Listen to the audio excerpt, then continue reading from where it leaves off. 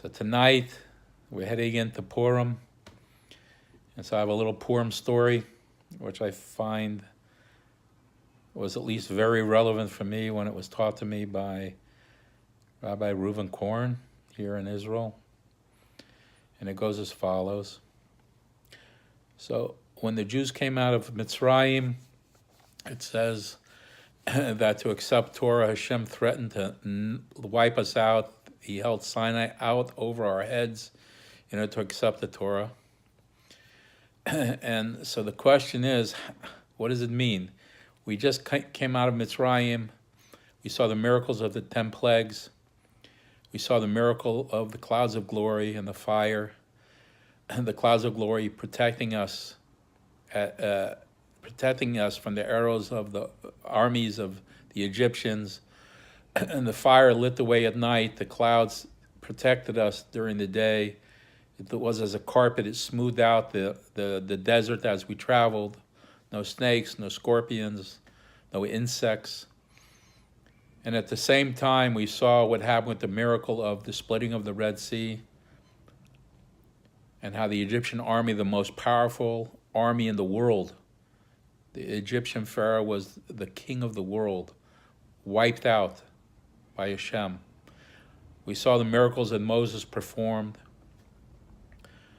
All these things we saw, and yet we come to Sinai, and it says Hashem had to hold Sinai up over us and threatened to wipe us out if we didn't accept Torah. How can that be?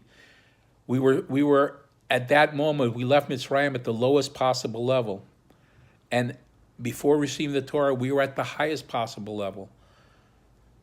We wanted Hashem. We wanted to be with him. So how can it say we had to be threatened to accept the Torah?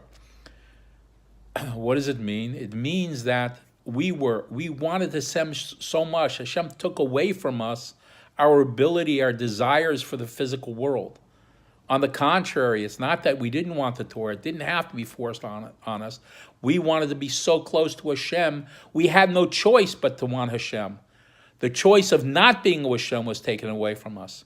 And yet we come now to Purim, and Purim, it says, Purim is at the only one of 2 holidays that will remain at the time of Moshiach. How can it be? What is Purim about?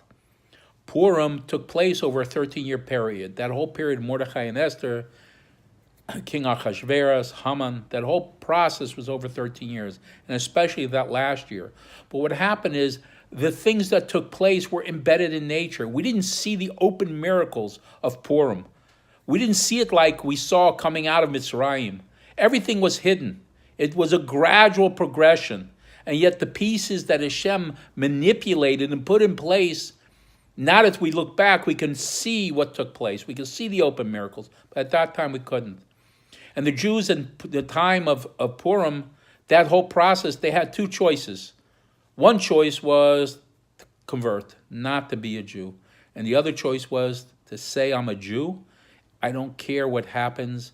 If Hashem wants to wipe me out, it's okay. I'll die as a Jew. That's the miracle of Purim. In Purim, we had a choice. And not one Jew went and became a non-Jew. Every Jew maintained his Jewishness.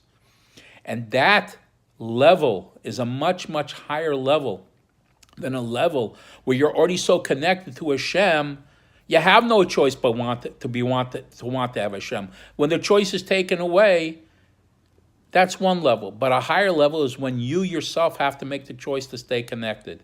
And that's what Purim is. It's a much greater light, a much higher level that comes down into the world, because we ourselves said, in spite of everything, in spite of the darkness and the limitations placed on us, we accept Hashem.